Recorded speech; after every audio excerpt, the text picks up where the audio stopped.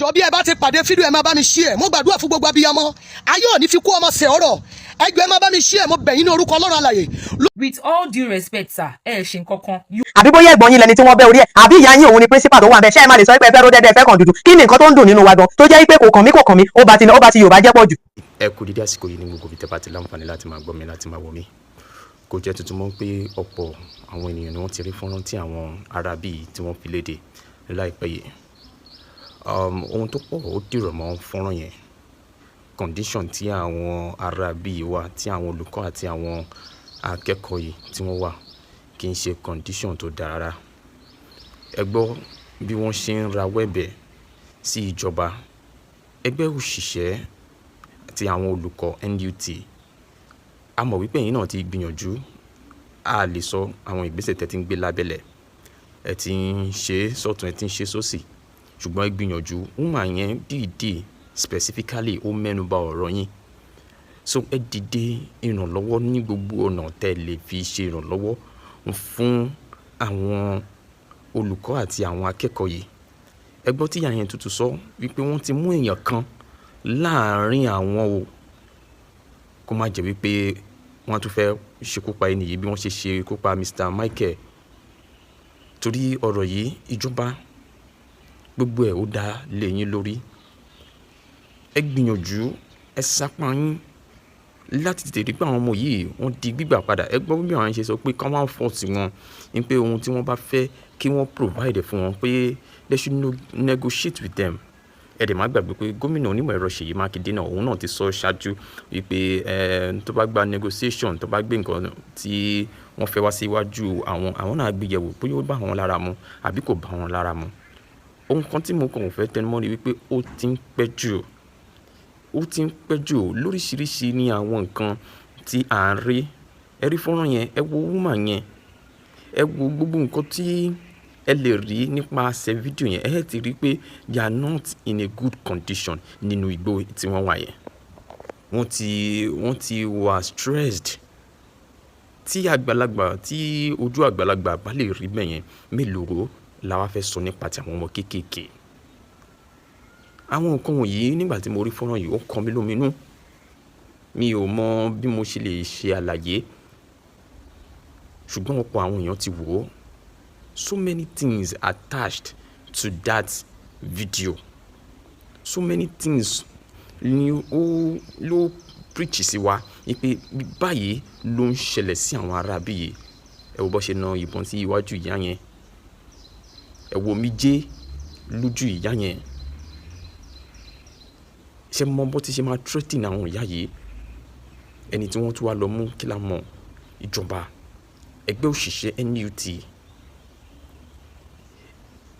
ààrẹ Bọ́lá Ahmed Tinubu ẹ gbìyànjú ẹ ṣe gbogbo ohun tẹ́ ẹ lè ṣe láti rí pé àwọn ẹni wọ̀nyí wọ́n gba òmìnira láyọ̀ àti àlàáfíà nítorí pé tabaníkà alájúlẹ̀ ẹ wo àwọn ìyá tí wọ́n jí ọmọ wọn gbé ìkan lára wọn sọ ọ́ di mímọ̀ wípé òun wá gba iṣẹ́ ṣe níbẹ̀ yẹn ni òun ò kì í ṣọmọ ará ìlú yẹn wípé òun wá ṣe kí ni òun wá ṣiṣẹ́ ń bẹ̀ ni ó tó di wípé wọ́n jí ọmọ rẹ̀ gbé and also ẹ jẹ́ kí n fi eléyìí kún ìjọba wọn ní aṣọ bí ọmọ ológun làwọn arábí yìí ń wọ̀ ibo ni wọ́n ti ń rè nínú interview kan tí wọ́n ṣe pẹ̀lú àgbà kan nínú ìlú yẹn wípé àwọn rò pé àwọn ọmọ ológun tí wọ́n fẹ́ wá ṣe nǹkan ni láì mọ̀ pé nǹkan táwọn arábí wọ́n fẹ́ wá ṣe nìyẹn àbígbà táwọn gbọ́ ìró ìbọn tó ní kálukú fọ́n ká ìjọba iléeṣẹ́ ọmọ ológun ẹ try láti wo gbogbo ohun tó yẹ kẹ́ wò aṣọ ọmọ ológun tí wọ́n sọ pé àwọn arábí yìí wọ̀ how far ṣé àwọn ọmọ ológun tí wọ́n ti ṣekú pa àbí báwo lọ̀rọ̀ gangan ṣe jẹ́ ìjọba iṣẹ́ wà lọ́wọ́ yín o iṣẹ́ wà lọ́wọ́ yín púpọ̀ láti yànnà náà àwọn kan tó ní ṣe pẹ̀lú ọ̀rọ̀ ìgbésùmọ̀mí lórílẹ̀‐èdè Nàìjíríà ṣẹ gbọ́ wípé ààrẹ Bọ́lá Ahmed Tinubu sọ ọdún mọ̀ pé ká máa gbàdúrà fún àwọn agbésùmọ̀mí kí wọ́n lè ronú pìwàdà kí lẹ rí sí ọ̀rọ̀ yìí ẹ fi ránṣẹ́ sí abẹ́ comment section nítorí a gbọ́dọ̀ máa lajúlẹ̀ kí gbogbo ẹ̀dẹ̀ máa rí báyìí bó ṣe ń lọ lórílẹ̀‐èdè Nàìjíríà ó ń dùn mí ni mo ṣe ń express ara mi báyìí we can't stand like this and be looking at everything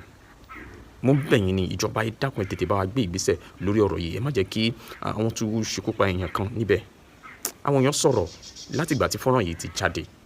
Kí làwọn èèyàn sọ láti kún mi lọ́wọ́ lórí ọ̀rọ̀ tí ó wà nílẹ̀ yìí gangan. Gómìnà onímọ̀ ẹ̀rọ Ṣèyí Mákindé wọ́n ti sọ ti mọ̀ fún ìjọba pé ẹ má tàn wá mọ́ lórí ọ̀rọ̀ state police. Ìgbà kan ló sọ pé ó máa gba 8 months àbí 6 months kó tó dá state police lẹ̀. Ìgbà wo ló wá tó fẹ́ wáyé? Wọ́n ní òun làwọn fi gbé Àmọ̀tẹ́kùn sílẹ̀. Àwa Yorùbá a ní láti wise up.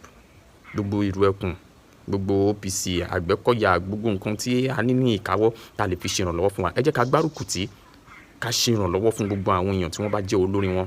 Ìrù ẹkùn tó lóye Sunday Igboho, everything. Àsìkò ti tó láti ṣìkìní láti jígìrì sí ọ̀rọ̀ ara wa. Ẹ jẹ́ ká gbọ́ ohun tẹ́ni yẹn sọ lórí ìṣẹ̀lẹ̀ yìí gangan. Ẹjọ́ ẹ máa bá mi ṣí ẹ̀, mo bẹ̀ yín ní orúkọ Ọlọ́run alààyè lórí àwọn ọmọ wọ̀nyí ní ẹjọ́ gbogbo ẹ̀yin ìjọba ẹ dìde, ẹ̀yin aládùúrà ẹ jẹ́ ká dìde. Ààyè làwọn ọmọ yìí gbọ́dọ̀ padà wálé, wọn ò gbọ́dọ̀ gbé òkú wọn wálé. Mo sọ àsọtẹ́lẹ̀ ẹ̀yin ọmọ tẹ́ ń bẹ nínú igbó yìí, Bíbélì pé onílọ́fẹ́ la tà wá, onílọ́fẹ́ la ó sì rà yín padà. Mo kéde ẹ̀ ní orúkọ Olúwa gẹ́gẹ́ bí ẹni pé bí Olúwa ti bẹ tí ẹ̀mí rẹ̀ wà láyè síbẹ̀, ẹ ò ní fara pa wá sílé. Ìwọ tó bá pèrè ní abiyamọ má kọjá lára fídíò láṣẹ pé ó ṣàmì láṣẹ pé ó bá mi ṣí ẹ̀, ẹ má bá mi ṣí ẹ̀ kó kan ìjọba lára. Ẹ jọ̀ọ́ mo bẹ̀ yín ní orúkọ Ọlọ́run alààyè, abiyamọ tó bá mọ tí mò ń wí yìí, iná ọmọ ò ní jú o, ó ní fojú sọkú ọmọ o. Ẹ̀yin ọmọ yìí mo gbàdúrà fún yín níbi tí ẹ wà yẹn, ẹ ò ní fara pa wálé. Ìyà oníyà ò ní jẹ yín, ìyà oníyà ò ní jẹ yín nínú igbó agijì tí wọ́n gbé yín sí yẹn. Ẹsẹ̀ yín méjèèjì lẹ máa fi rìn wálé.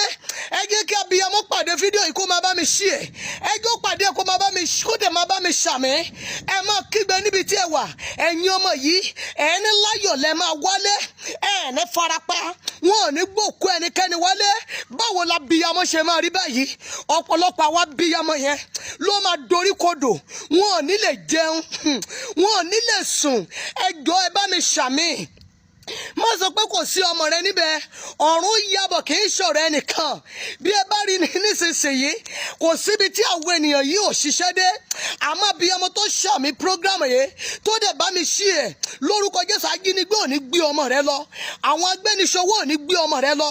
Ilẹ̀ tí wọ́n kọ́ tó ń ga ju ọmọ lọ, tí wọ́n gbé ọmọ sínú ilẹ̀, irú ilẹ̀ bẹ́ẹ̀ wọn ò ní kọ́ sẹ́yìn kùlé ilé rẹ, ó ní sọmọ dànù. Èmi gan tí mo gbàdúrà fẹ́ mi ò ní sọmọ dànù. Ẹ jọ̀ọ́ ẹ má bá mi ṣí ẹ̀.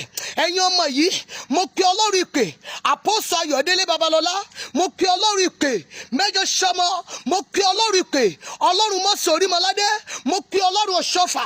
Ẹ̀yin ìpè tó kú tíṣẹ́ yín ti ṣiṣẹ́ síbẹ̀, mo pè yín lọ́wọ́lọ́wọ́. Ẹ má sùn lọ́rùn, ẹ bá wa dá àwọn ọmọ yìí padà wálé, ẹ bá wa dá wọn padà wálé. Ìkan kò gbọdọ̀ farapa nínú wọn níbi tí àwọn ènìyàn yìí sá pamọ́ sí. Ọlọ́run tú yín láṣìírí, Ọlọ́run tú yín láṣìírí. Ẹ̀yin ọmọ wọ̀nyí ààyè lẹ máa wálé o, ẹ ní jìyà oníyà, wọn ò ní gbé yín ṣòwò, wọn ò ní gbé yín pa. Ẹ máa wálé láyọ̀. Ẹ̀yin abiyamọ yẹn títí dìgbà tẹ́ máa rọ́mọ yín, ìkọ̀kọ̀ ò ní sọnù nínú yín. In the name of Jesus. Èmi náà ni wòlíì yín Adùnmárìn. Ẹ̀yin ìjọba wa ẹ ń gbìyànjú lóòótọ́, àmọ́ ẹ túbọ̀ bá wa fi ìyànjú kí ìyànjú. Ẹ jọ̀ọ́ abiyamọ ké nílé, abiyamọ sọkún nílé, ọ̀pọ̀lọpọ̀ lè jáde sí social media. Ẹ jọ̀ọ́ mo bẹ̀ yín lórúkọ Ọlọ́run, ayé ò ní gbé ọmọ wa lọ lákàkà wa o, àṣà ayé ò ní gbé o, àṣà mi ò ní gbé o. Àmín.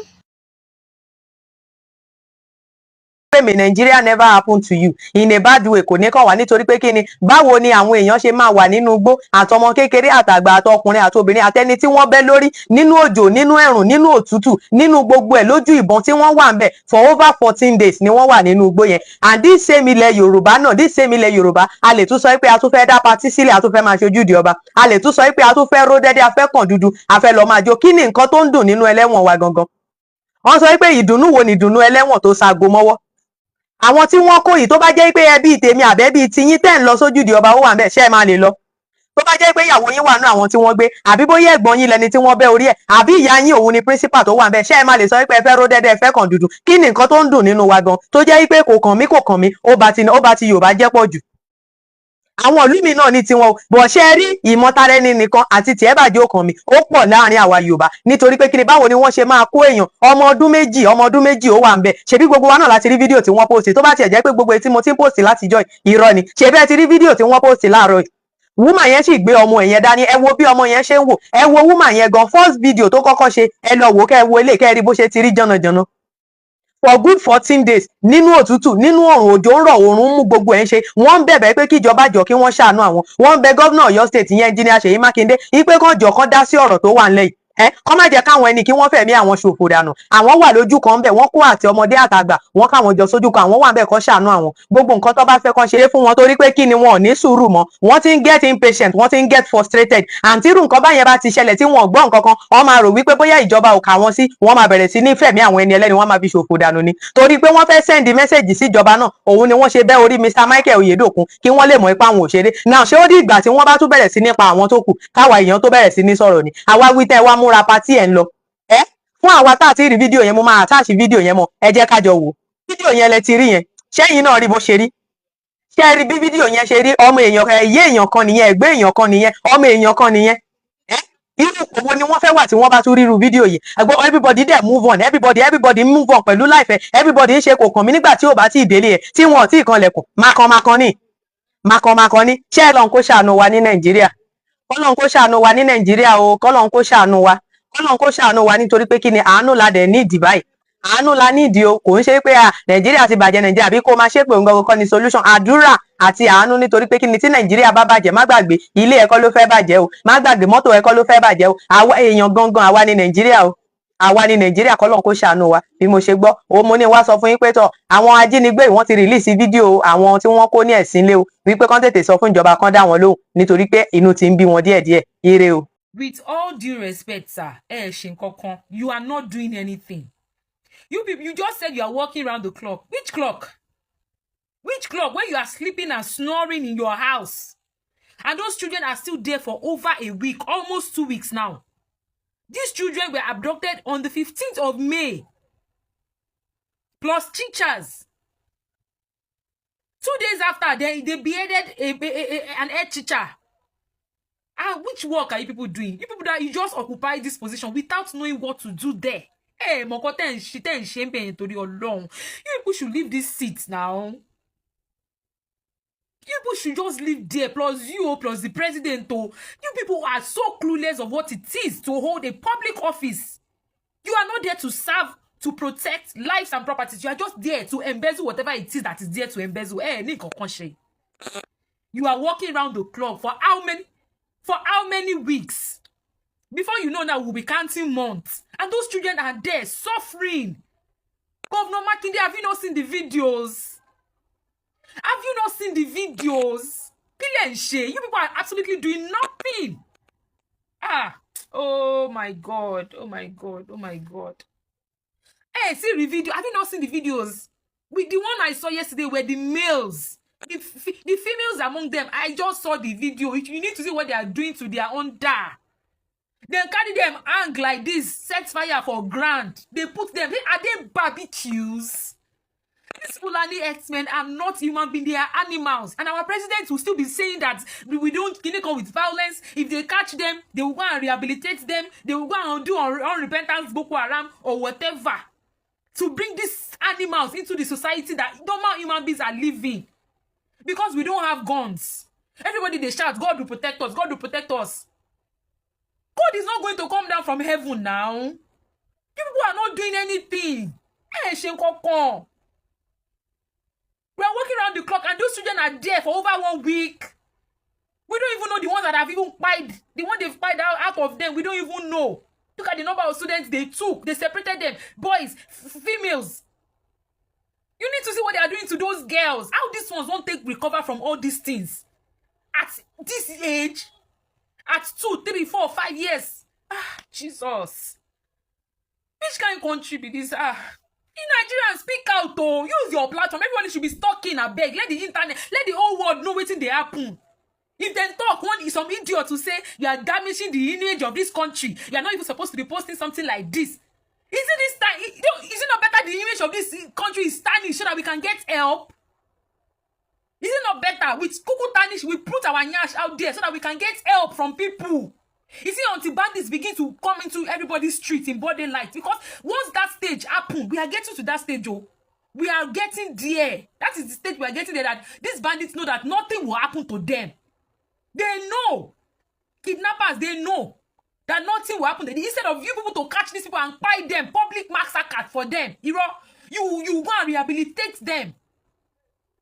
They know that nothing will happen to them. That is why every day by day, kidnapping is increasing, banditry is increasing, terrorism every day. They know nothing will happen to them until they begin to enter the streets one by one, in broad daylight, carrying everybody. Abi? Nigeria is doomed though. Everybody speak out though. Mo kí àwọn ọmọ kóòtù òjìrì. Àwọn èèyàn pè mí pé mi ń kí àwọn èèyàn fún Children's Day. Mo máa ń sọ fún yín pé if you can't beat them, you stand out. Kí ni happiness tó wà nínú Children's Day? One, kí ni Children's Day wà fún? Láti ṣe kí ni? Láti kún àwọn ọmọ lé. Láti jẹ́ kí àwọn ọmọ kí wọ́n lè mọ̀ pé wọ́n wà important. Láti jẹ́ kí wọ́n lè fún wọn ní àwọn àǹfààní oríṣiríṣi. Kí ni Children's Day? Àwọn nǹkan tó ń ṣe nílùú tèmi gbé ni mo ń sọ. Kí ni Children's Day wà fún? Children's Day ó jẹ́ káwọn ọmọ mọ̀ wípé tó rán máa kọ́ wọn ní school pé important sí orílẹ̀-èdè. Then àwọn ọmọ tó ń ṣe dáadáa wọ́n fún wọn ní scholarship. Àwọn ọmọ tó kù díẹ̀ káàtó wọ́n á wá wọn counselor, wọ́n á wá fún wọn. Kò ń ṣe pé wọn kì í ṣe kí nìyẹn normal on a good day wọ́n ṣe, but wọ́n máa ń lo privilege àyájọ́ ọjọ́ àwọn ọmọ yẹn láti fi ṣe more than àwọn nǹkan tó ń ṣe tẹ́lẹ̀tẹ́lẹ̀. Ẹ jọ̀ọ́ happiness ló wà nínú Children's Day Nàìjíríà táwọn èèyàn sunkún ẹ̀wọ̀n ṣe Children's Day wọn kì í Children's Day. Ṣé Children's Day ẹ jọ̀ọ́ fún Nàìjíríà happiness wo ló wà níbẹ̀? Ṣé Children's Day tó jẹ́ wípé àwọn ọmọ wọ́n lọ yín tear gas fún wọn ní Benin, ṣáwọn la fẹ́ sọ tí over 30 wọ́n wà lọ́spítù òun la fẹ́ sọ ni, àbí àwọn ọmọ tó ti wà nínú captive àwọn Boko Fulani, Boko Miyetti Allah, Boko Afẹ́ranjoko, Boko Lakurawa, Boko ISWAP, Boko ICC, òun la fẹ́ sọ ni. Over 80 children ló wà nínú captive yẹn. Ẹ jọ̀ọ́ o, happiness wo ló wà nínú àwa òbí o gẹ́gẹ́ bí abiyamọ o tá fẹ́ máa kíra wa o, àbí happiness wo ló wà nínú àwọn òbí tó wà nínú ẹkún nínú ìbànújẹ́ pé ọmọ ẹni kú ó sàn jọ ọmọ ẹni nù lọ. Ẹ jọ̀ọ́ mo béèrè ní o, Children's Day tí wọ́n jẹ́ wípé àwọn ọmọ ò rí scholarship gbà, Children's Day tó jẹ́ wípé àwọn ọmọ wọn ò ṣe kí ni wọ́n rìn kiri ni àti jẹ àti mu odogun, ọmọ mi ò róúnjẹ jẹ níjọ́ yẹn, ọmọ mi ò róúnjẹ àárọ̀ jẹ, ó jẹ́ pé ọ̀sán tó bá dé láti school ló máa jẹun. Àwọn family kan wà nsìn ọ̀sán gàrí làwọn ọmọ wọn mu. Àbí Children's Day tẹ́ ẹ̀ ń sọ jẹ́ pé a lot of mother wọ́n ṣe kí ni wọ́n wà nínú ìbànújẹ́ ọkàn. Àbí kíkì wo lẹ fẹ́ kí ẹni tí ìkòkò pààyẹ́ ẹ̀ jẹ? Ṣókù àṣẹyìndè yẹ́ ẹ̀ lẹ fẹ́ kí ni àbókù lédè àbí kí la fẹ́ sọ? Children's Day yìí ló yẹ kí gbogbo àwọn òbí abiyamọ àwọn tó jẹ́ mothers tó yẹ kó jáde kó fi demand fún àwọn ọmọ wọn tó wà nínú captive Boko Haram, Boko bandit, Boko Fulani, Boko Afẹ́ranjoko, Boko Miyetti Allah kó pariwo síta. Children's Day yìí òun ló yẹ. Ṣé Children's Day táwọn kí lorúkọ ẹ fi ń béèrè ransom òun lẹ fẹ́ sọ pé happy? Kí ni happy tó wà nù ẹ̀? Ìdùnnú wo ló wà lórí ẹlẹ́wọ̀n tó sago mọ́wọ́? Àbí nǹkan tó yẹ kí àwọn ènìyàn dìde ní pé gbogbo ọ̀sẹ̀ yìí tó máa fi délẹ̀ kó máa béèrè pé bring back our children, Tinubu bring back our children, Nigeria bring back our children, Ṣèyí Mákindé bring back our children. Àwọn ní ògo ọjọ́ ọ̀la, wọ́n ní the future of tomorrow àbí báwo lọ ṣe ń pè wọ́n yẹn. Ẹ jọ̀ọ́ bring back the children. Chairman local government ìlú yẹn bring back our children. Aláàfin Ọ̀yọ́ bring back our children. Kò sí sympathy fún àwọn ọmọ, kò sí sympathy. Àwọn Nigerian Teachers Association bring back our children. Tí gbogbo yín bá lè dákẹ́, tára yín bá lè tutù. Mi ò mọ̀, ó dàbí ẹnìkan tó ń bá mi sọ̀rọ̀, mo wá ń ké ní ẹ̀yà kí ló dé tí mo máa ń wá emotional báyìí. Mo ní lóòótọ́ bí mo ṣe le tó léèyàn bẹ́ẹ̀ ni mo ṣe máa ń wá emotional tó. Ọmọ la pé ṣóṣù 9 la fẹ́ kà ní, àbí ìnira tó wà nínú kéèyàn ní oyún lèèyàn fẹ́ sọ ni?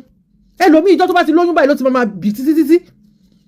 Àbí gbogbo tó fi tó àwọn ọmọ yẹn, ọmọ mi wọn ò lè já lẹ́yìn ìyẹ́, ó ti wà àtàṣìmọ́ yẹ.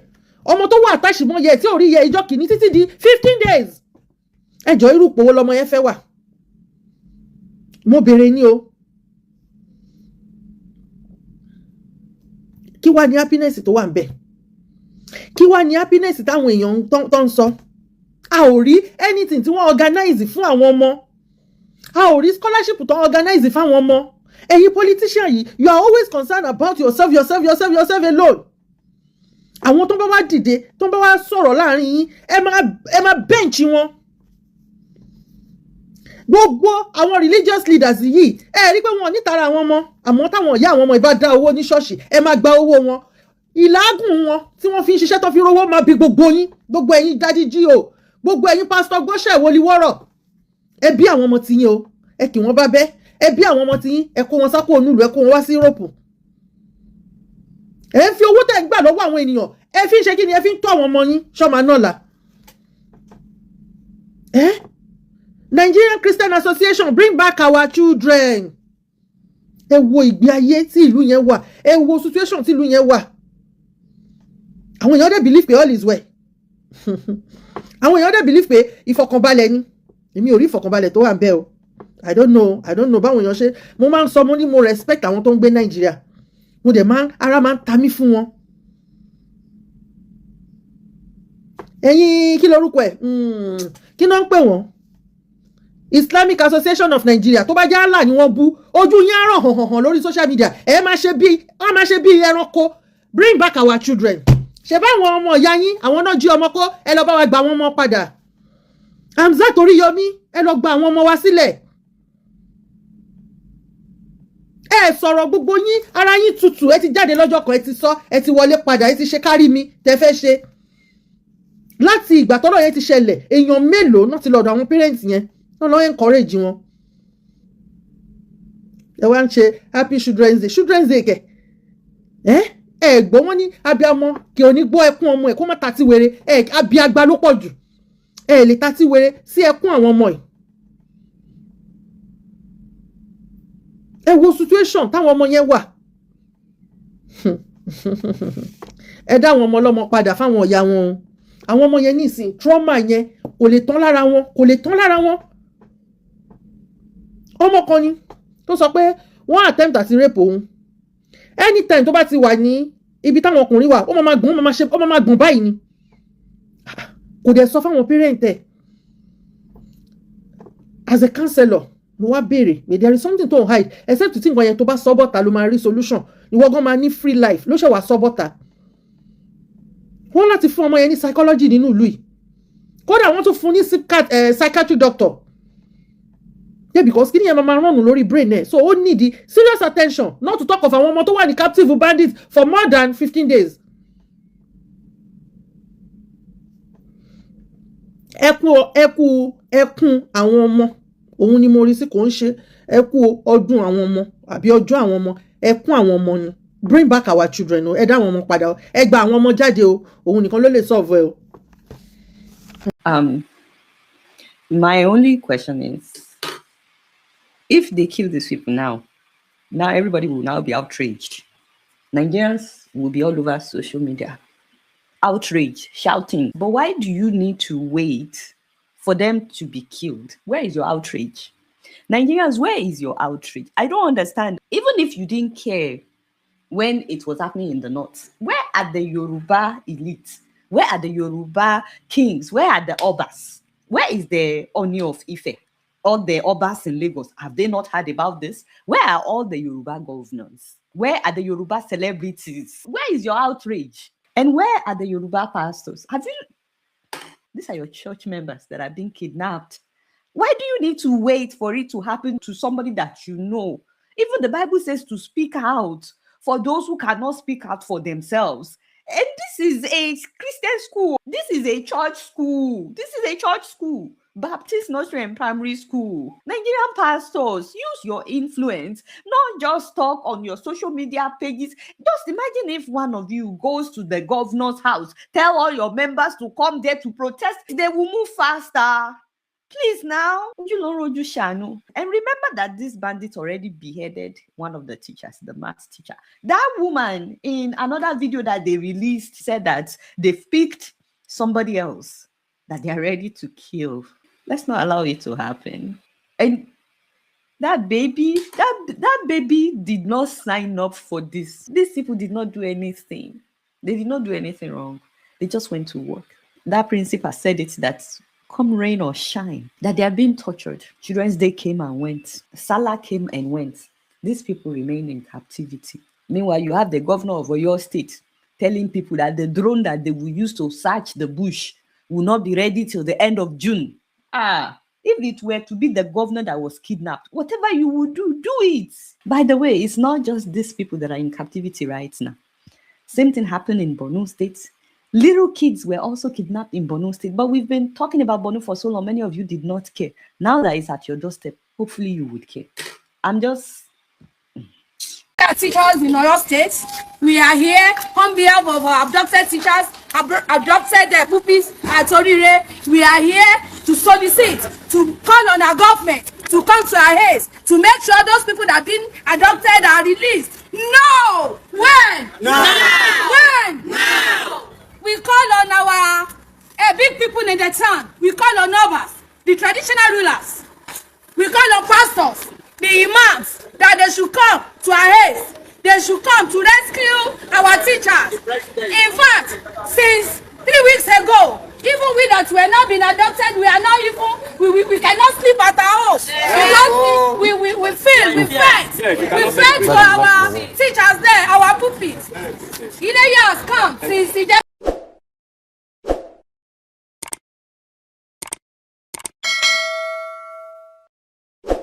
ọ̀tẹ̀ ló ń jẹ́ ìlú ń pè ọ́ kò sẹ́ni tí ò lórúkọ tiẹ̀ àti wípé ọmọ kì í gọ̀ títí sẹ́ẹ̀ kó gbàgbé orúkọ ara rẹ̀. ààfin tèmi ò nílò ìdánimọ̀ lọ́jà tó bá dọ́jà báyìí wọ́n á mọ̀ pé ó dọ́jà ni. èmi tí ń tòótọ́ Samuel Owóyẹmí fẹ́lẹ́fẹ́lẹ́ láyé lórúkọ mi, fẹ́lẹ́ ní gbogbo ìyẹn mọ̀ mí sí. èmi náà kọ́ Ọlọ́run ọba òkè ló fún mi ṣe ní gbogbo ìgbà.